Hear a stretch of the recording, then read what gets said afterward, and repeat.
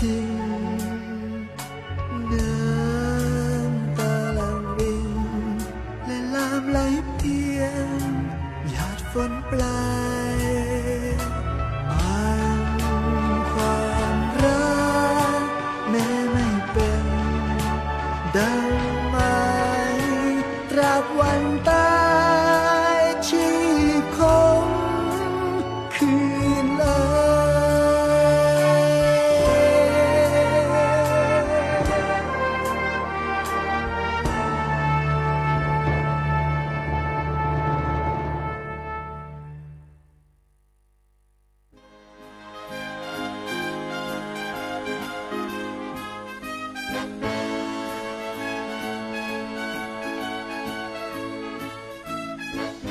สวัสดีค่ะคุณผู้ฟังคะต้อนรับคุณผู้ฟังเข้าสู่รายการคุณของแผ่นดินพบกันทางสถานีวิทยุกระจายเสียงแห่งประเทศไทยจังหวัดเชียงใหม่3คลื่นความถี่ FM 93.25 เมกะเฮิรตซ์ FM 98 เมกะเฮิรตซ์และ AM 639 กิโลเฮิรตซ์ช่วงเวลาของรายการคุณของแผ่นดินดิฉันลดารัตน์เลิศลักษณาวัฒน์สุกิประเสริฐทำหน้าที่ดำเนินรายการค่ะสำหรับวันจันทร์นี้เราพบกันวันจันทร์ที่20เดือนตุลาคมพุทธศักราช2568ซึ่งในวันนี้ทางรายการก็จะนำเสนอข้อมูลที่น่าสนใจโดยเฉพาะในช่วงนี้เราอาจจะได้ยินคำว่ากฐินกันมากขึ้นนะคะเรื่องของประเพณีทอดกฐินกฐินนการและกฐินหลวงมีที่มาที่ไปอย่างไรมีความสำคัญอย่างไรเดี๋ยวในช่วงหน้ากลับมาติดตามกันค่ะพร้อมๆกับจะสลับนะคะให้รับฟังบทเพลงพระราชนิพนธ์บทเพลงเทิดพระเกียรติบทเพลงเฉลิมพระเกียรติและสารคดีพิเศษซึ่งสามารถติดตามได้ในช่วงเวลาของรายการคุณของแผ่นดินค่ะ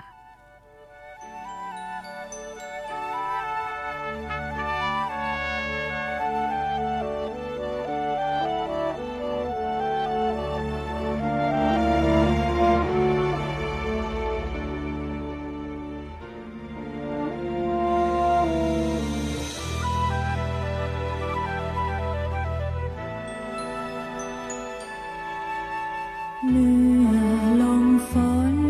บนฟ้ามาลิ้วต้นไม้พริ้วลูกกิ่งใบเหมือนจะเอ็นรากคลอนถอนไปแต่เราไม่ยิ่งกลับงามพระ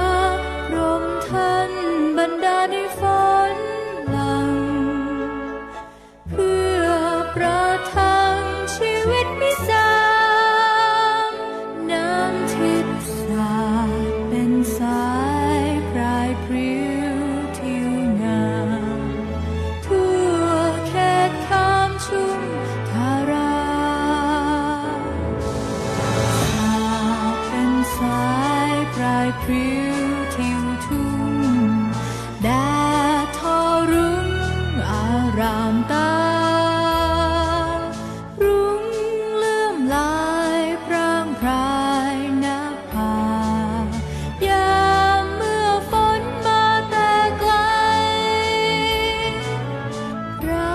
พรหมช่วยอำนวยให้ชื่นช่ำเพื่อจะนำดับความร้อนใจน้ำฝนหลั่งลงมาจากฟ้าแดนไกลพืชพันธุ์ไม้ชื่นยืนยง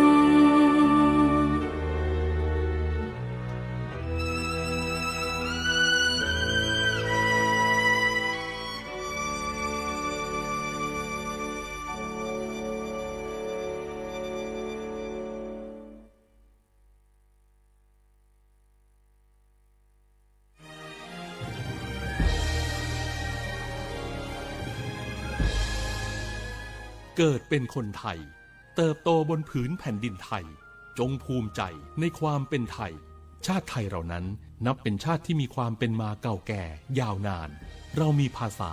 วัฒนธรรมและมีสิ่งต่างๆที่เป็นเอกลักษณ์ให้เราได้ภาคภูมิใจในความเป็นคนไทยเราควรเห็นคุณค่า และมีความรักชาติหวงแหนแผ่นดินอันเป็นมรดกของบรรพชน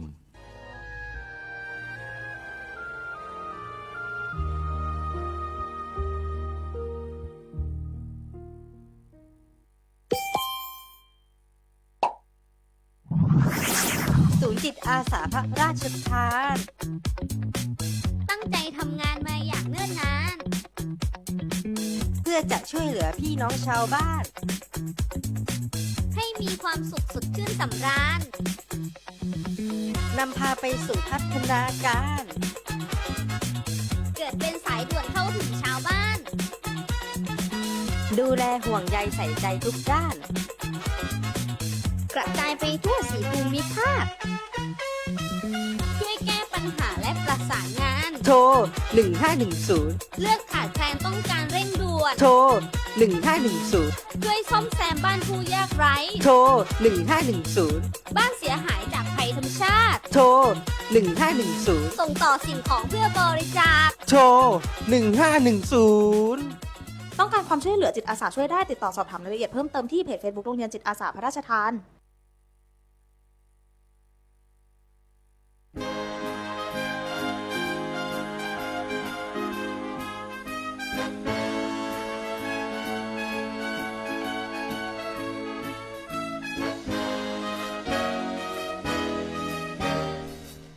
กลับเข้าสู่รายการคุณของแผ่นดินค่ะเริ่มต้นรายการค่ะคุณผู้ฟังมีเรื่องของประเพณีทอดกฐินที่จะนำมาเล่าสู่กันฟังสำหรับประเพณีทอดกฐินนั้นมีประวัติความเป็นมาที่ยาวนานตั้งแต่สมัยพุทธกาลค่ะมีเรื่องเล่าว่าครั้งหนึ่งมีพระภิกษุกลุ่มหนึ่งเดินทางมาเข้าเฝ้าพระพุทธเจ้าแต่เนื่องจากถึงฤดูกาลเข้าพรรษาเสียก่อนเดินทางต่อไปไม่ได้จึงจำพรรษาตลอดไตรมาสเสร็จก่อนครั้งนั้นพระพุทธเจ้าได้ตรัสถามถึงการปฏิบัติธรรมพระภิกษุเหล่านั้นต่างพากันกราบทูลให้ทรงทราบถึงช่วงฤดูฝนมีจีวรเก่าเปรอะเปื้อนโคลนเปียกชุ่มด้วยน้ำฝนพระพุทธเจ้าจึงทรงอนุญาตให้พระภิกษุผู้ที่อยู่จำพรรษาครบ3 เดือนแล้วสามารถรับผ้ากฐินของผู้มีจิตศรัทธาถวายและตัดเย็บเป็นจีวรใหม่ได้เพราะพอหมดระยะเวลาที่อยู่กับที่นะคะที่อยู่กับที่ในฤดูฝนแล้ว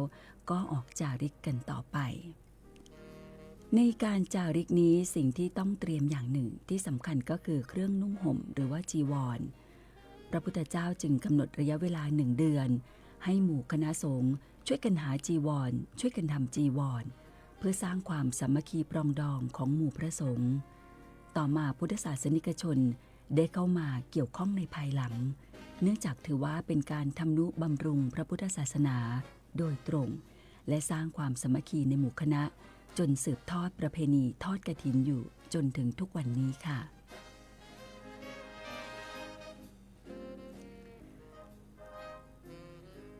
ส่วนกฐินการหลายๆท่านอาจจะเคยได้ยินหลายๆท่านอาจจะเพิ่งเคยได้ยินกฐินการคือระยะเวลาทอดกฐินหรือฤดูกาลทอดกฐินสามัคคีโดยมีระยะเวลารวมทั้งหมด30 วันคือนับตั้งแต่วันแรม1 ค่ำเดือน11นั่นคือวันตักบาตรเทโวไปจนถึงวันขึ้น15 ค่ำเดือน12วันลอยกระทงปีนี้ก็ตรงกับวันที่5 พฤศจิกายน 2568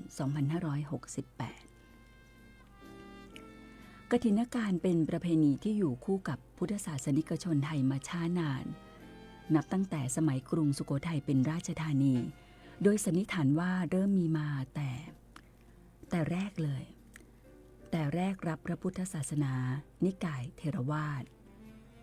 เข้ามาในดินแดนสุวรรณภูมิซึ่งแท้จริงแล้วอาจมีมาตั้งแต่สมัยทวารวดีเพียงแต่มาปรากฏหลักฐานชัดเจนดังปรากฏความในศิลาจารึกหลักที่1ค่ะ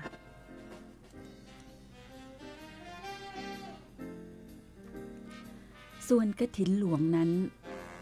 หลายๆท่านก็จะเริ่มได้ยินกันในช่วงนี้กันมากขึ้นนะคะกฐินหลวงหมายถึงกฐินที่พระเจ้าแผ่นดินเสด็จพระราชดำเนินไปถวายผ้าพระกฐินด้วยพระองค์เองหรือทรงพระกรุณาโปรดเกล้าโปรดกระหม่อม ให้พระบรมวงศานุวงศ์หรือองคมนตรีหรือผู้ที่เห็นสมควรเป็นผู้แทนองค์นำผ้าพระกฐินพระราชทานไปทอดถวายณวัดสำคัญต่างๆทั้งในกรุงเทพมหานครและส่วนภูมิภาคในปีปัจจุบันกฐินหลวงก็จะมีจำนวนด้วยกัน18วัดซึ่งสถานที่นั้นก็จะเป็นพระอารามหลวงคือวัดที่พระมหากษัตริย์หรือพระบรมวงศานุวงศ์ทรงสร้างหรือทรงบูรณะปฏิสังขรณ์หรือมีผู้สร้างน้อมเกล้าน้อมกระหม่อมถวายเป็นวัดหลวงและวัดที่ราษฎรสร้างหรือบูรณะปฏิสังขรณ์แล้วทรงพระกรุณาโปรดเกล้าโปรดกระหม่อมให้เข้าจำนวนในบัญชีเป็นพระอารามหลวงแบ่งชั้นพระอารามหลวงออกเป็น3ชั้นนั่นคือชั้นเอกชั้นโทและชั้นตรีค่ะ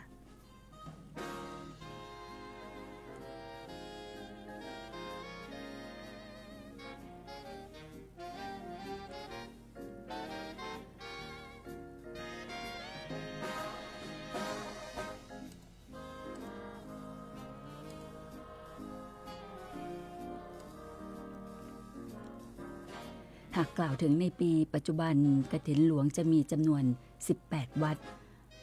ได้แก่ก็เริ่มจากทางกรุงเทพมหานครวัดพระเชตุพนวิมลมังคลารามวัดอรุณราชวรารามวัดราชโอรสารามวัดราชประดิษฐ์สถิตมหาสีมารามวัดเบญจมบพิตรดุสิตวนารามวัดบวรนิเวศวิหารวัดราชบพิตรสถิตมหาสีมารามวัดสุทัศน์เทพวรารามวัดราชาธิวาสวัดมกุฏกษัตริยารามวัดเทพศิรินทราวาสวัดมหาธาตุยุวราชรังสฤษฎ์วัดสมนัสราชวรวิหารจังหวัดนครปฐมวัดพระปฐมเจดีย์จังหวัดสระบุรีวัดพระพุทธบาทราชวรมหาวิหารจังหวัดพระนครศรีอยุธยาวัดสุวรรณดารารามวัดนิเวศธรรมประวัติและจังหวัดพิษณุโลกวัดพระศรีรัตนมหาธาตุสำหรับในส่วนของกรมประชาสัมพันธ์เองนะคะปีนี้ในช่วงสัปดาห์ที่ผ่านมาก็มีผู้แทนของกรมประชาสัมพันธ์นั้นเข้ารับผ้าพระกฐินพระราชทานพร้อมบริวารพระกฐินประจำปีพุทธศักราช 2568 ต่อหน้าพระบรมฉายาลักษณ์พระบาทสมเด็จพระเจ้าอยู่หัวการนี้กรมประชาสัมพันธ์ได้รับพระราชทานผ้าพระกฐินเพื่อนำไปทอดถวายณวัดพระสิงห์ตำบลเวียงอำเภอเมืองเชียงรายจังหวัดเชียงรายในวันเสาร์ที่ 25 ตุลาคมพุทธศักราช 2568 ค่ะก็คือเสาร์ที่จะถึงนี้นี่เอง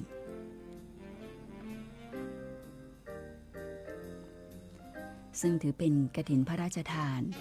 เป็นผ้าพระกฐินพระราชทานที่พระบาทสมเด็จพระเจ้าอยู่หัวทรงพระกรุณาโปรดเกล้าโปรดกระหม่อมพระราชทานผ้าพระกฐินและเครื่องกฐินแก่พระบรมวงศานุวงศ์ข้าราชบริพารส่วนราชการหน่วยงานสมาคมหรือเอกชนให้ไปทอดยังพระอารามหลวงต่างๆทั่วราชอาณาจักรหนึ่งในนั้นนะคะก็มีในส่วนของกรมประชาสัมพันธ์ด้วย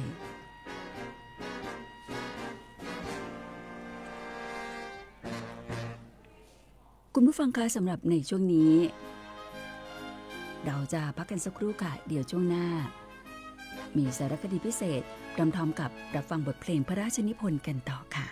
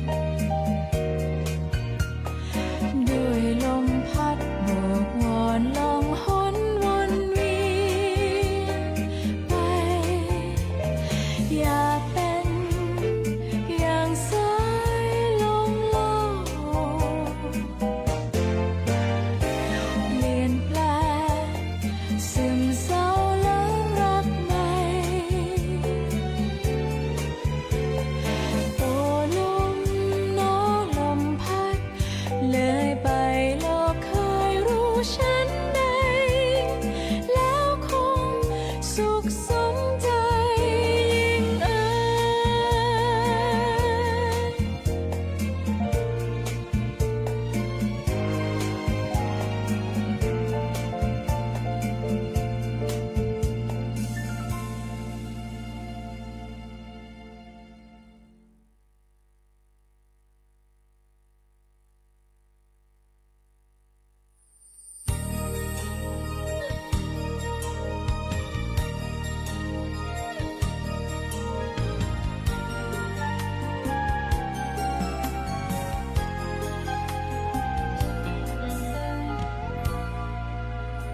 นว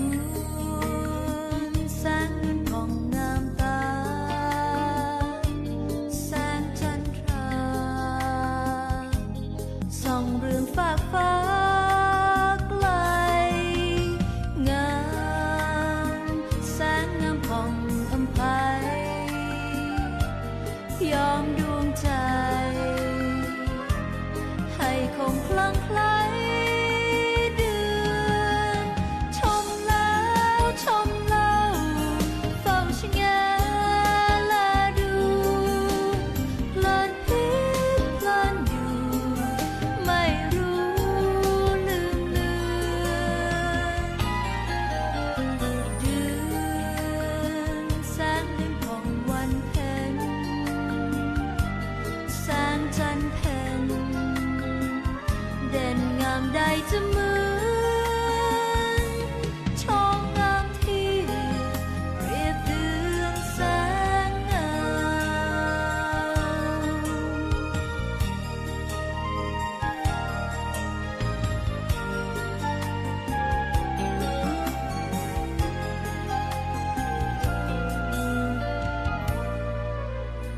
นวลแสงนวลผ่องงามตาแสงจันทราส่องเรืองฟากฟ้าไกลงามแสงงามผ่องอำไพยอมดวงใจให้คงคลั่งไคล้เดือนชมแล้วชมเล่าเฝ้าชะแงและดูเพลินพิษเพลินอยู่ไม่รู้ลืมเลือนเดือนแสงเดือนผ่องวันเพ็ญแสงจันทร์เพ็ญเด่นงามใดจะเหมือนชมงามที่เปรียบเดือนแสงงาม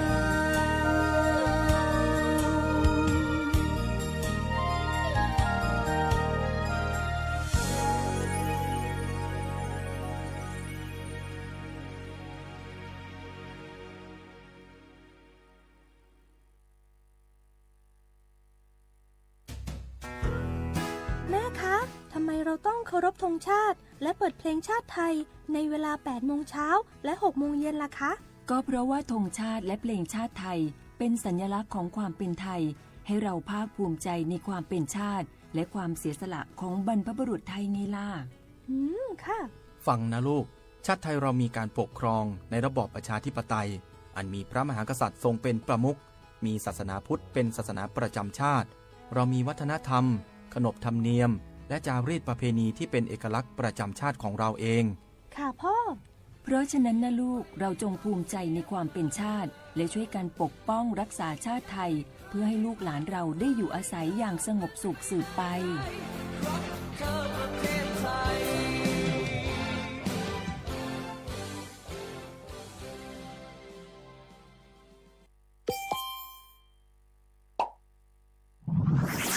ศูนย์จิตอาสาพระราชทาน ตั้งใจทำงานมาอย่างเนิ่นนาน เพื่อจะช่วยเหลือพี่น้องชาวบ้าน ให้มีความสุขสดชื่นสำราญ นำพาไปสู่พัฒนาการ เกิดเป็นสายด่วนเข้าถึงชาวบ้าน โด ดูแลห่วงใยใส่ใจทุกด้าน กระจายไปทั่วสีภูมิภาค ช่วยแก้ปัญหาและประสานงาน โทร 1510 เลือกขาดแคลนต้องการเร่งด่วน โทร 1510 ช่วยซ่อมแซมบ้านผู้ยากไร้ โทร 1510 บ้านเสียหายจากภัยธรรมชาติ โทร 1510 ส่งต่อสิ่งของเพื่อบริจาค โทร 1510 ต้องการความช่วยเหลือจิตอาสาช่วยได้ติดต่อสอบถามรายละเอียดเพิ่มเติมที่เพจ Facebook โรงเรียนจิตอาสาพระราชทาน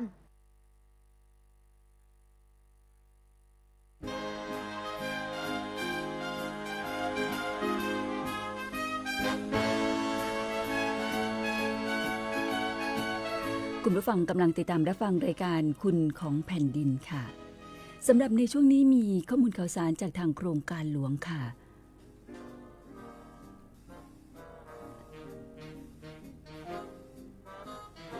ซึ่งในช่วงของสัปดาห์ที่ผ่านมานั้นในส่วนของทางโครงการหลวงก็มีการประชุมที่น่าสนใจนะคะคุณผู้ฟังก็ถือว่าเป็นการเตรียมจัดงานที่ประชาชนรอคอยเลยโดยเฉพาะเรื่องของงานโครงการหลวงเชียงใหม่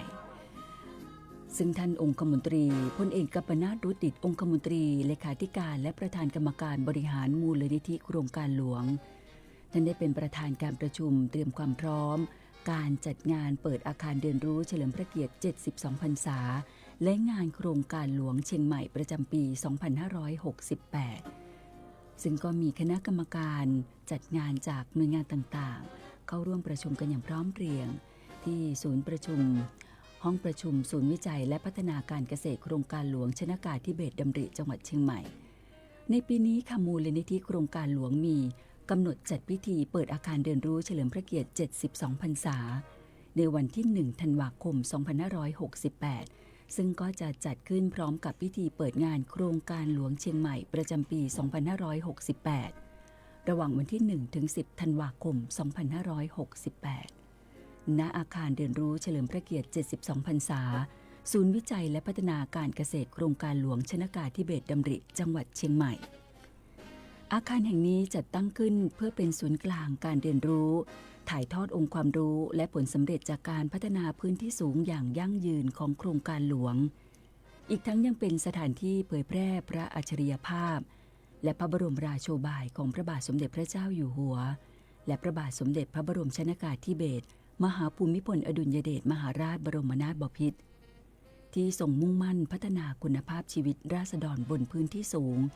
ให้สามารถพึ่งพาตนเองได้อย่างมั่นคงสำหรับงานโครงการหลวงเชียงใหม่ประจำปี 2568 จัดขึ้นภายใต้แนวคิดทศมหาราชาพระมหากรุณานำการพัฒนาสู่ความยั่งยืนเพื่อเทิดพระเกียรติและสืบสานพระมหากรุณาธิคุณของพระมหากษัตริย์ทั้งสองพระองค์ที่ทรงอุทิศพระองค์เพื่อความผาสุกของปวงชนชาวไทยและการพัฒนาประเทศอย่างยั่งยืนค่ะก็ถือว่าเป็นงานที่ประชาชนรอคอยนะคะงานโครงการหลวงเชียงใหม่ประจำปี 2568 วันที่ 1 ถึง 10 ธันวาคม 2568 ณ อาคารเรียนรู้เฉลิมพระเกียรติ72พรรษาศูนย์วิจัยและพัฒนาการเกษตรโครงการหลวงชนากาธิเบศรดำริจังหวัดเชียงใหม่ค่ะเชิญชวนไว้ก่อนเลยนะคะเชิญชวนทุกท่านที่ให้ความสนใจบางท่านนี่มาเป็นประจำทุกปีเลยนะคะมาอุดหนุนสินค้าผลิตภัณฑ์ผลิตผลที่ผลิตได้จากโครงการหลวงค่ะจากข่าวสารของโครงการหลวงผ่านไปแล้วสำหรับในช่วงนี้ทางรายการขอนำเสนอสารคดีพิเศษซึ่งเป็นสารคดีเฉลิมพระเกียรติพระบาทสมเด็จพระเจ้าอยู่หัววันนี้ขอนำเสนอชื่อตอนพระมหากษัตริย์นักบินขอเชิญติดตามรับฟังค่ะ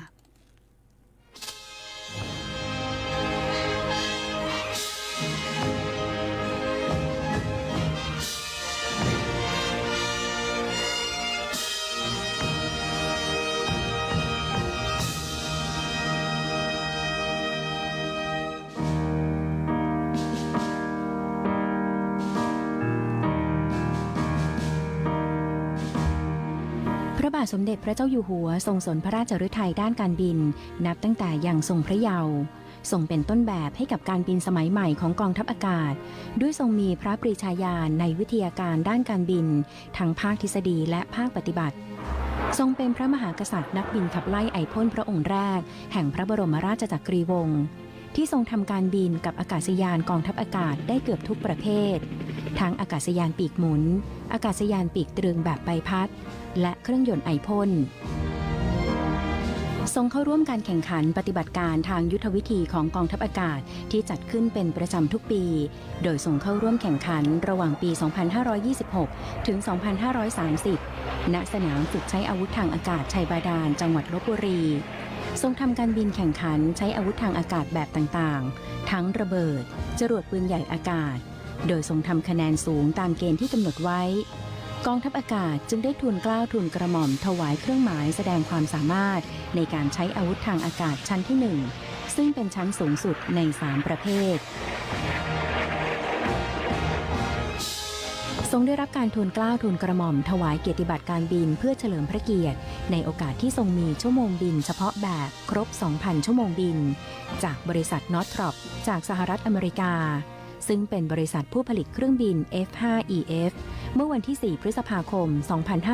2540 และด้วยพระปรีชาสามารถทรงเป็นนักบินขับไล่ที่มีชั่วโมงบินต่อเนื่องมากกว่า 2,800 ชั่วโมงบินซึ่งถือเป็นสิ่งที่ยากยิ่งสำหรับนักบินขับไล่ทั่วโลกนอกจากนี้ทรงปฏิบัติหน้าที่ครูการบินฝึกสอนทั้งภาควิชาการภาคพื้นและการฝึกบินให้กับนักบินขับไล่ของกองทัพอากาศโดยไม่ถือพระองค์โดยทรงตั้งพระราชฤทัยแน่วแน่ในการถ่ายทอดพระประสบการณ์ด้านการบินให้เกิดประโยชน์ต่อกองทัพอากาศและประเทศชาติเรื่อง power นะอย่างอีเวนต์1อีเวนต์2หรือ3เนี่ยหรอกแล้วอาจจะบอกเบอร์เนอร์แต่การใช้ after burner ใช้ as required เพราะว่า เราต้องการให้ไม่ต้องการให้เครื่องไปเร็วนักพยายามทำแบบ slow motion ก็อีเวนต์1คุณก็เลี้ยวไม่ต้องไทท์นะเลี้ยวสบายๆเราก็จะเข้าไอ้แต่พอให้เป็นรูปร่างเท่านั้นนอกจากเครื่องบินรบแล้วทรงศึกษาหลักสูตรนักบินพาณิชย์จากสถาบันการบินพลเรือนและทรงได้รับใบอนุญาตเป็นกัปตันเครื่องบิน Boeing 737 โดยทรงใช้พระปรีชาญาณในด้านการบินเครื่องบินโดยสารมาทรงประกอบการปฏิบัติพระราชกรณียกิจในการเสด็จพระราชดำเนินไปทรงเยี่ยมเยียนราษฎรทั่วทุกภูมิภาคโดยทรงทำการบินในตำแหน่งกัปตันเพื่อทรงปฏิบัติพระราชกรณียกิจทั้งในประเทศและต่างประเทศโดยมีสมเด็จพระนางเจ้าพระบรมราชินีทรงปฏิบัติหน้าที่นักบินเคียงข้างพระวรกายในตำแหน่งโคไพลอตหรือนักบินผู้ช่วยพระปรีชาสามารถด้านการบินของพระบาทสมเด็จพระเจ้าอยู่หัวสะท้อนถึงพระราชฤทัยแน่วแน่ในการทุ่มเทพระวรกายฝึกฝนพระองค์อย่างหนักตลอดระยะเวลาหลายทศวรรษทรงเป็นแบบอย่างด้านการบินแก่นักบินของกองทัพอากาศทรงเป็นแรงบันดาลใจแก่เด็กและเยาวชนในการเป็นนักบินทรงเป็นพระปฐมกษัตริย์นักบินแห่งพระบรมราชจักรีวงศ์และทรงเป็นพระมหากษัตริย์พระองค์เดียวในโลกที่ทรงมีพระปรีชาสามารถในการทำการบินทั้งเครื่องบินรบและเครื่องบินโดยสารสมดังพระราชสมัญญา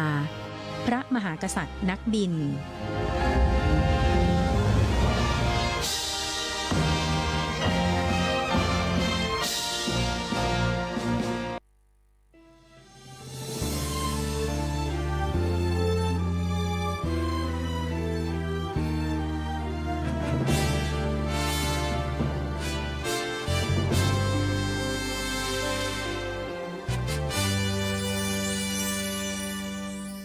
คือเอกองค์จอมทัพไทยผู้ทรงพระปรีชาญาณเป็นมิ่งขวัญเหล่าทหารถ้าเปี่ยมล้นด้วยพระบารมี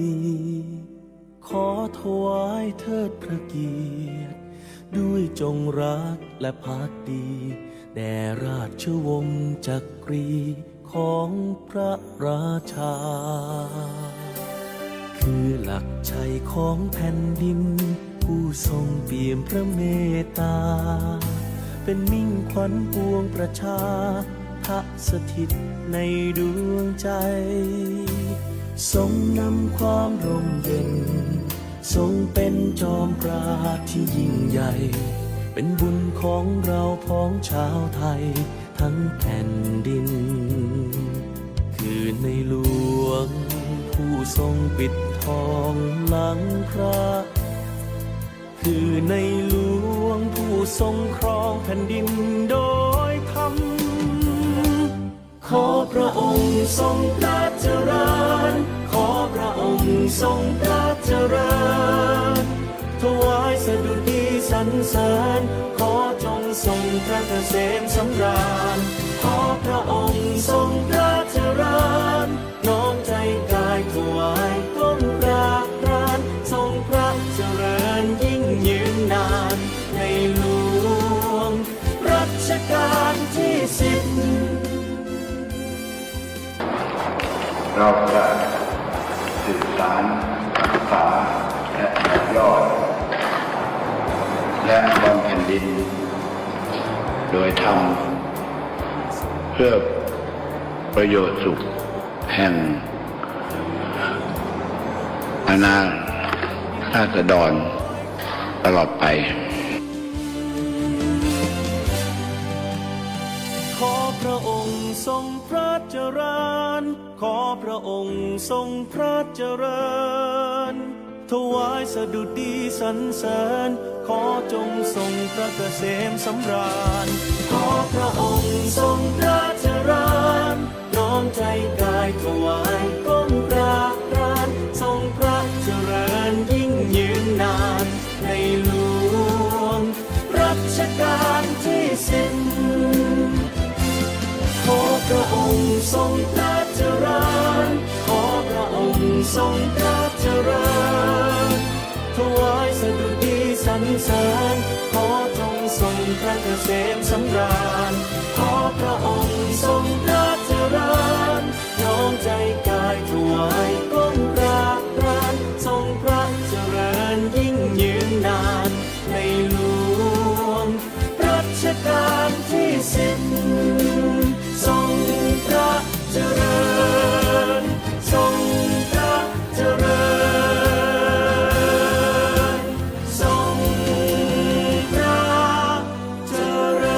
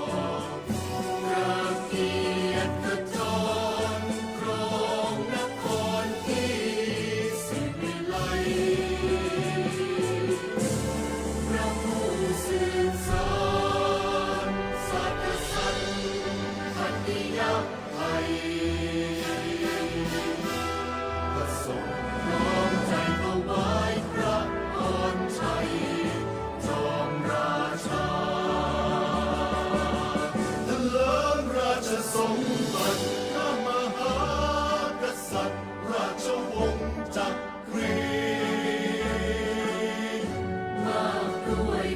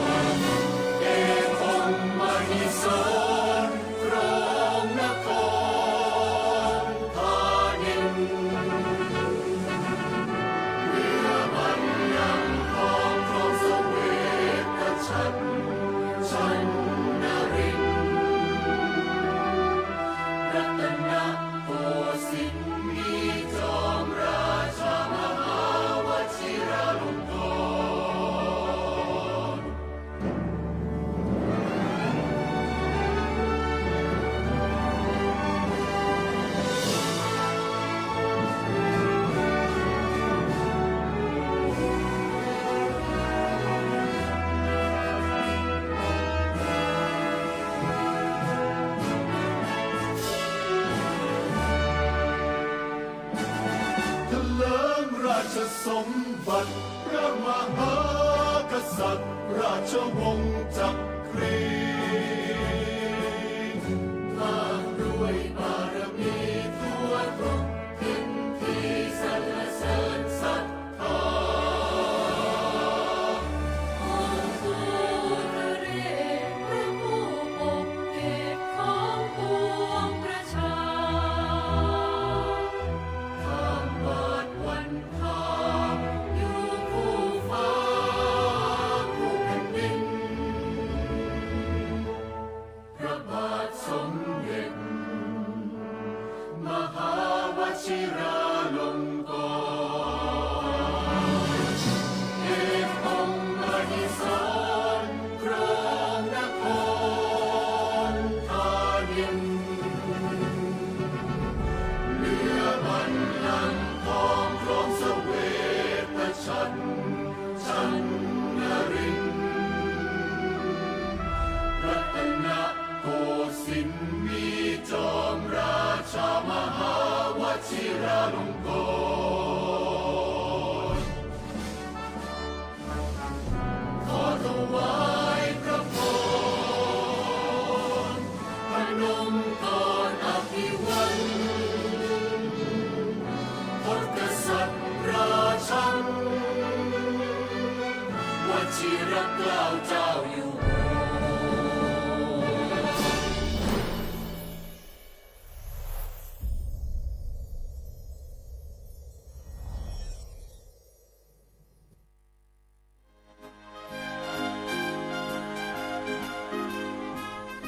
เข้าสู่ช่วงท้ายของรายการคุณของแผ่นดินแล้วค่ะ เราจะกลับมาพบกันใหม่ในวันจันทร์หน้านะคะสำหรับวันนี้ดิฉันและดารัตน์ลาคุณผู้ฟังไปก่อนเดี๋ยวสักครู่ติดตามข่าวต้นชั่วโมงจากทางกรุงเทพมหานครช่วงท้ายนี้ดิฉันลาไปแล้วสวัสดีค่ะ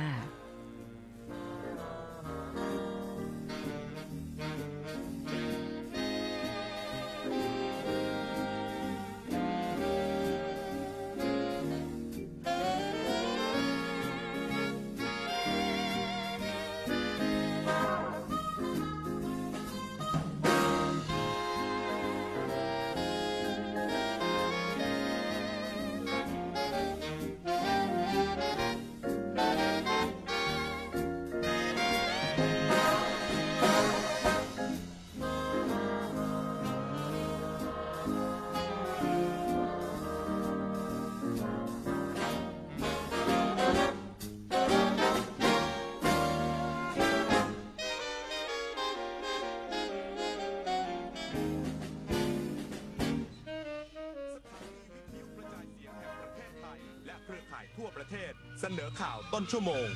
รู้เร็วรู้จริงเกาะติดทุกสถานการณ์